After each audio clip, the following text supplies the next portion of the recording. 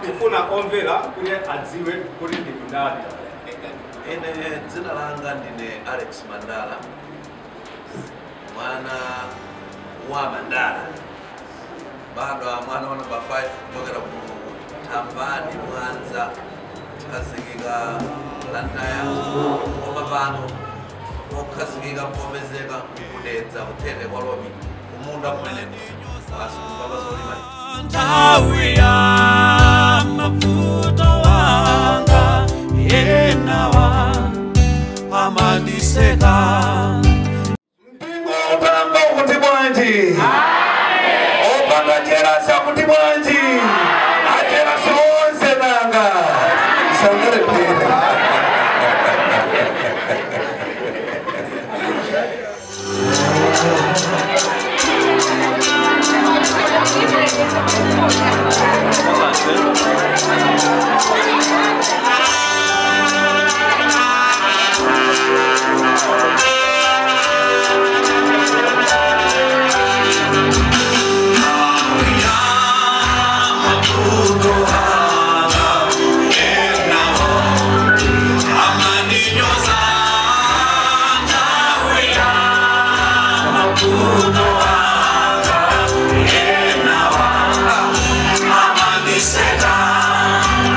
pera konse kumene muli pano ndi pampesa SDA Church pa nthambi ya Mpesa Media. Omvera, lero tili ndi programu yatsopano. Programu imene takuonesera ni lero tabwera ndi mlendo amene tikufuna ticheze naye, ameneyi azitchula yekha kuti ndi ndani. Si mlendo kwa anthu ena, ndi mlendo, komano kwa anthu ena ndi munthu onena kuti ndodziwika pa zinthu zina zimene amapanga. Ndiye mukhale pompo fweti mfulandira mphane ndi mlendo ameneyi. Takulandilani. Tathokoza basi. Toyambirira kufuna omvera kuti adziwe kuti ndi kundadi. Ine dzina langa ndine Alex Mandala, mwana wa Mandala, bado mwana wa namba 5 kutoka ku Tambani Mwanza, tikazikika Lantaya koma pano okazikika mpomezeka kudedza kutende kwa lobi kumunda kumene asikuka bazolima. Ndatongoza sikuzimana. Lero monga mene mwamvera tikucheza ndi atsogoleri Alex Mandala afotokoza kuti ndaku Mwanza, komano tifuna mutifotokozere kuti omvera akamamva kuti Alex Mandala ndi ndani. Alex Mandala ndi membala wa mpingo wa Seventh-day Adventist Church, nawo cha Seventh-day Adventist Chilogwe District, Lantaya, Malawi. Ni 24. Ndatongoza. Lero pa Mpesa SDA Church panali chilinganizo chopambana kwambiri. Chilinganizo cha pamwamba chimene atsogoleri Alex Mandala anachikonza. Ndiyeno tisanakambe zambiri. Atsogoleri Alex Mandala ena mumadziwa monga oimba, komanso ena mukoza kuadziwa monga mlaliki kwa amene simunadziwe mudzione komanso ndi mlaliki. Ndi anakwera pano pa Mpesa SDA Church ndi cholinga chopanga fundraising kapena kuti kusonkhesa ndalama zomwe zingathandizire kumanga machalichi. Ndiye lero panayaka moto pa Mpesa. Kweni atsogoleri a Mandala chimene chinakupangisani ganizo limene yoti muzipanga muzimangisa machalichi, kukhomesa malata, kukonza umundumu ndi chani. Munthu ne ndalowa mu mpingo wa Seventh-day Adventist Church chaka cha 2001 ndabatizidwa by 2004 ndayamba utumiki woimba nyimbo izizi zimene anthu azidziwa. 2018-19 pamene ndaganiza kuti kuimba ndayimba zaka zooneka zochulukira, ndi ndaona kuti ndi bwino ndiyambenso kulalikira uthenga wabwino kudzera kupangitsa maefoti komanso ngati mulaliki ndi kupezanso alaliki ena othandizana nawo ntchito kuti tilalikire kuti ngati ngotheka Yesu abweretsana. So ntchito idayambika, maefort akumachitika, ndipo ambiri ndi mboni. Chifukwa kuyambira 2019 kunabatizidwa kwa anthu 300, kubwera mu 2020 anthu oposa 1,500, kubwera mu 2021 anthu oposa 2,000, kubwera mu 2023, 24, 25, kwambiri 24 limene tidamalizira wanthu 2,850. So chifukwa chimenechi ndikuti pamene anthu ajate meduka kumene akutsekula branchi ukadapeza funo lakuti obatizidwa kumene amene sadapemphereko mpingo wa Seventh-day Adventist Church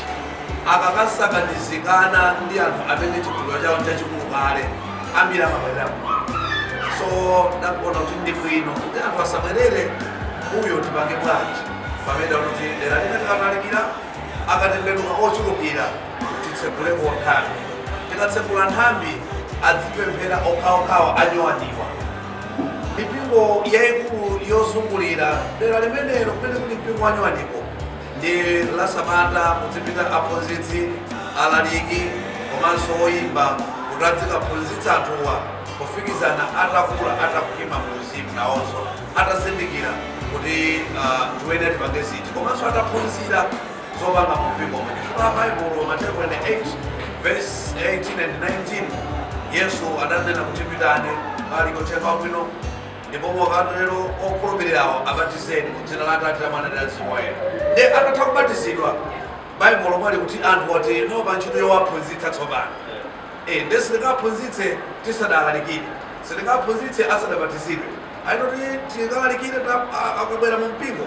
ndino aphunzitsidwe. N'chifukwa chake tikatsekula nthambi mipingo yokhazikika komanso azibusa ndi azitumiki ena amapita makalimbikitsa mpingo uja makaphunzitsabe anthu aja kutino akafika poti apima mpingo uja nukhalanso mpingo wodzimira paokha pamenepo imene mate. So chifukwa cha ganizo limenelo mpingo oti wangamba kumene anthu amapeza kuti alibe malo ena amapita m'maklasroom. So zikavuta pena ino akasukulu malingana ndi committee members akagalukirana amapeza kuti anthu ajathamangitsidwa chifukwa tidachita kudetsa kumayani 2024 kunabatizidwa anthu about 600 plus koma mbali ina kunabatizidwa anthu 70. Ndi atabatizidwa achilendowo tidakapempha malo amene amayang'anira pamalopo anali anzathu a Chisilamu. Ndiye mamembala ena chifukwa anachoka ku Chisilamu ndikulowa mu mpingo ndiye ndikumapempheranso malo amene fika apempha Chisilamu. La Sabata lina mmawa adangobwera akuluakulu achipembedzo ndikuthamangitsa anthu onse amene amapempha kuti pamenso malo opempherera ndi malo achipatala. Adathamangitsidwa akupemphera kwa Khristu wina kenako pamene zinaona kuti tikwena kuti anthu tipange zochita ndimene zimakhalira fo. Chabwino tathokoza mmene mwamveramo ndiye kuti pakadali panopa tikucheza ndi mlaliki kapena kuti Evangelist Alex Mandala amene akugwira ntchito yolalikira uthenga madera osiyanasiyana.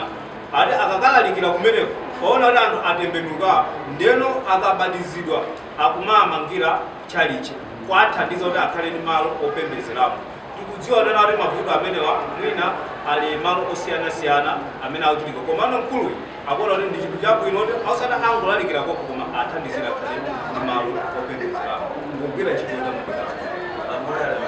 ndiye tikumva kunena kuti palinso atumiki ena osati mwe wokha amene amawuzanso kuti inunso tapitani mukalalikire kumeneko kuti nawonso nkhosa zina zidatembenuke. Nditaona kuti abwera pa mpesa kupanga fundraising kuna kuti mukathandizire achalichi ena komano pa mpesa pano pulogalamu yake inali yapamwamba kwambiri, inali yokoma. Inuyo mumtima mwanu mwamva bwanji pa tsiku la lero? Ine ndalemekeza Mulungu chifukwa poyambira ndalipezeka kapena kitsogolo ndi ntchitoyo kuti mmene pa 13 July tikuyamba misonkhano boma la Rumpi kumpoto amati ku north ndini masenta about 10 amene tikaphe ti alalikite ndi kulalikira malo osiyanasiyana. So tikayamba kulalikira pa 13 July kukatseka pa 26 July. So tisanapite kumene kutika kuti pachali chikakonza at least tikatamanga motatu zinapenda mbuyo tikwanileza chimene 40 tikamamba zinazo tikhale ena ukamene adatembenuka kale tawapatsa malo okhala kwina kukhale sangakhale omalizika kwenikweni chifukwa cha kapezekedwe ka ndalama malinga ndi mesi kusimakhalira basi kwinako mulungu azakutagani tinene kuti pakali panopa ntchito munayiyamba mmene munayiyambira mukuona mmene ikuyendera kupita chisukulu komano mmene mukuganizira msukulu kumwe ndi mapulani odani mapulani anga amene ndinawo komanso amene alipo mpaka kutsogolo Kotero ndimatindilengeze kutole munyimbo ikomanso muvesi amgobo onse omana onse kumwambasanga timatindilengeze masanawo mmene nyimbo yafotokozera mmene solemba lafotokozera onse akanza onse kumwambasanga aliyense wochita zoyipa kumwambasanga kuimba nyimbo izi otumikira mulungu yemweyo ndi kulalikira kupangitsanso misonkhano yambiri kuti anthu ambiri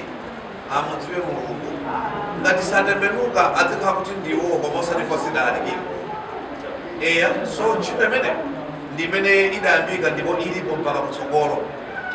kumbali ya utumiki imene mukupanga mukuona kuti ndikufunikira kotani kuti anthu ena azichimva mumtima kuthandiza anthu ena kukatumikira ngati mmene mukuchitira ngakhale kofunikira kotani nzofunikira kwambiri chifukwa ntchito yolalikira uthenga wabwino imafuna ndalama zochuluka so ndalama zochuluka ine ndikozokhala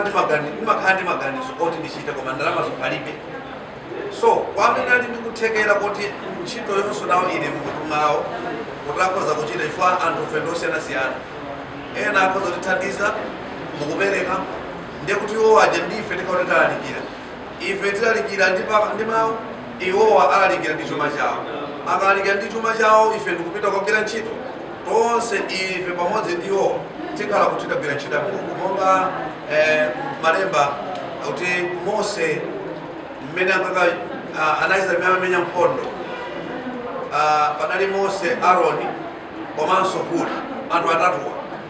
ndeno adapita ku phiri Yoswa anapita ku chigwa makamenya nkhondo so Mose ndi anthuwa amapemphero inali yopemphera omenya nkhondo anali wina ndi anthu ena koma opemphera omenya nkhondo mwakayaziyazi mosaonekera anali Mose kwinawo koma sanapite nawo kumala nkhondo uya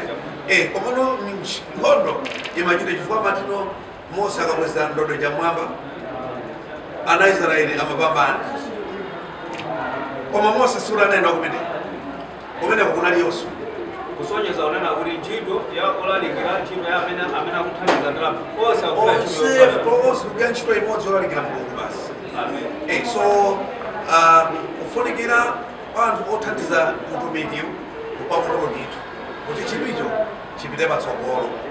omvera ndi mmene mukumveramo apa ndiye kuti wina aliyense wazimvera yekha tikufunikira kunena kuti timve mumtima kuthandiza pa utumikiwo kuti utumiki umenewo upite patsogolo ngakhale fesi tilalikira ngakhale fesi tiyimba komano munthu imene tingabangecho tikhala titathandizira limodzi pa utumiki umenewo tsopano tikufuna ticheze ndi Alex woyimba apa timacheza ndi Alex Mandala amene ali evangelist apa tikufuna ticheze ndi Alex Mandala amene ali woyimba Alex Mandala amene ali woyimba nyimbo zanu zakhala zikumveredwa madera osiyanasiyana ndipo ena akuzikonda koma ali anthu ena winanso sanazimvere ndiye mafotokoza amene chaka chimene munayamba tidakupangisa ndikwenikweni kuti imeyo tsopano pa mwene mofotokozera munali kutakula kale ndiziyimba monera kuti nyimbo zizizijakula inetu kuimba izi ndimaimbazi suri ale magazoni nzima izi oromeni kapita studio sende kapita talemba nyimbo ine nimapita ku studio kuti ndikaimba nyimbo za chikulu yako matiseonera ine toku Mwanza mkambani bado akumakuleta kumeneko maliendi Mozambiki ndiye kumeneko kuti mayuki narumba umba kutoka nyimbo za secular majigandazo iya imbezerani tu ndiye mene mapanga compose yanga nyimbo zanga ndi mapanga oto walo studio ndi tunaimba sino imba jadi sino imba za sino imba za dziko haina ndiye nditapita ku studio ndini ngati kupita ku studio mutu wanga unamba kukwera nyimbo mumtima mwanga ndi kukwera yoti muli malanje de 2004 imene ndi nyimbo ija inapezoti yakolera ndakwana chikota nditafika mu studio producer kuduza kuti ndipereke ndondomeko ndandanda wa nyimbo mene imendera ndindafusa kuti osikuzotheka 5 nyimba za seko 5 gospel producer anati zotheka tsogoleri zitati zimenezi ndiye ndinapezoti nthawi imene mapereka ndandanda wa nyimbo tichiyenda panje ndamba kuimba kumalachide yamamulungu ija ndikendakimba imene ija basi kena pametu kadzaipotsekeza nawo kena kuloleswa tsogolo kena amatitetezi kena basi ndesidakwana 5 iyayi makazanoti 5 zitukuimba izizi 5 zidakhale zinazo ndiyetidakambanizi imakumbukira chaka chimene kukalisokano kwathu Malawi timati taime timadira firudi timati south Malawi firudi imeneyo ndidakaimba maro kumeneyo anaimba alanikume waimba ile sona pepa wayoimba ndabai then kukotoka waimba apata kukatsogole kuimba musasite then namba mkoma ndiye musasite uja anafikirira nduyu alire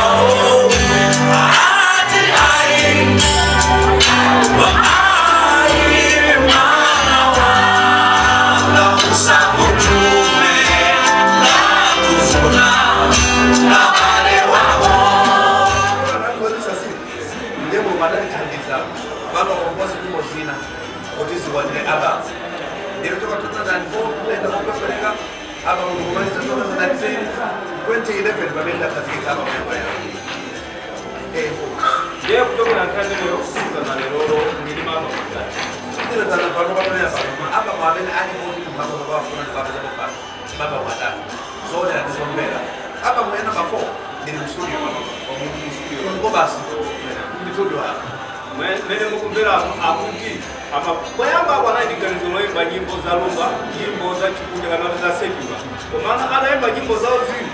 ndikuzitulusa ndikupita kutayimba anthu zinasangaza analimbikisa choncho iwonso mumtima mwawo anamva kulafika apa ayeneka kumayimba nyimbo za uzimu chotero sakuimbaso nyimbo za secular azimba ndi nyimbo za uzimu kano akujambula album ya namba 4 bali anthu ena amene nyimbo zanu sanazimvere sanazipezepo angatani kuti nyimbo zimene zitali anthu ena akuzambira baibu ambosonya Alex Mandala amene ndina sangathe kuzipeza baibu oda kupatiza kazipo 4 kazitatu ndi abambera zimenezo komano akazifuna zinazo zimapezeka maflash komanso ma-CD akapezeka maflash ma-CD akapeza flash yokugula kwaine kuti kapena kugula kwa anthu ena amene tasira athandizira okomeki unochitika kukudziko kumoti si business izi sinopanga kuti tinenebe ya mbali mozo mbali mozo mejifando masemenesi zinazothandisira kuti kumikola like omaifona kuzira kiwapo banda ndalama chilo sekatenga komanso mobanda moyambira kuthandiza sanga mezeka omaliza penipeni timafuna mulifuna kuzira kunena kuti kumbali ya nyimbo imuyo apapa mujamula apa mukena komano maganizo alu usukulu kumafuna mudatatu ine mujamula apa mnamba 4 ndimaliza ndikamaliza tijambula vidi kwa nyimbo zisendane mapa watoto seta nyimbo hii yose ni video yake yoko mbele ya kumasione so abansu tijambula vidi tukajambula video tizikazigeta zimene zimanero sena siyana kutuku vidi kuzikapa dominira kuyaka after 5 years ngati molora khala boso ndinza jambula ina kusokolo kwa nyimbo ine simba jambula kulaile luma wa kulia nyimbo nane kare 5 years tikaka Atuka pula kila nayo kuna list ikamana ukapana kwa pole mande pole mande 2 pole mande pole kujani 1 2 so ndezo fulani ndo ukajambula pole ya nyimbo je ukaijambula uijambule so kiyo wasimisa ni nyimbo waijambula kuti suta baba ni kwa for ijambuleso kwa maana kitu ndio kwa jambo chima bila kwa hayo hayo so kwa maana chikaleje ndio utakuja kwa sababu ndio maliza penipeni mau alumaliza wako mbele ine kumaliza mpaka penipeni ona tuchawapilira tokoza mingu wa mpesa Destination Church lero unadelandira South Africa Durban tokoza swati ose akamakoza kufumiki wa nyimbo za Alex Mandala kumasokolali ndimatipembe kuti kwa ino amene panipanga 4 musasiya Bondo kulonjeza kwa masopano, kwa masopamu, kutisimiza kukulita. Chifukwa hizi simene nukila, sende mazikina chifukwa cha chifundilo janga, kwa chifukwa cha so chifukwa chimene cho, ino ndine, ndi matende kupempeni, onse kumene mundu, onse kumene kumpera, onse kumene kukakale kuonera, cho chifukwa hizi. Tatieni, tikhaleme limodzi, tikhazikeme limodzi, ambiri mwene muli mapemphero anu kofunikira, sindipemphererani. Okala kuone kwa chinyamata ndine ndala ndine ndala nditu ndipo kupoteka ndala kwa chinyamata zochita simakhaza mbiri so ndikupempha kuti mapemphero anu malangizo anu kumene kuli konse kumene mukachofuna kutilangiza ndilangizeni ndipo ndidzamvera chifukwa chake ndikupempha kuti poyamba mu 2024 anthu adatiuza kuti mukuyimba bwino atsogolere musasiye musadzasinthe kutamba kuimba izi so mmene kumayimba zimenezi chifukwa chakuti ena adanena mbuyo kunandilangiza kutsatirabe maono musadzasinthe osindikasintha tathokoza ambuyo atamagizeka tathokoza ziko mmelusa ziko mzima mele kundipele nachezera ndi Alex Mandala amene ali woimba komanso yemwe ndikulalike mpaka na tsiku lina pamene tizabwereso mu programu ine unali ndine ndicheni kwaukala ena amaliuka baba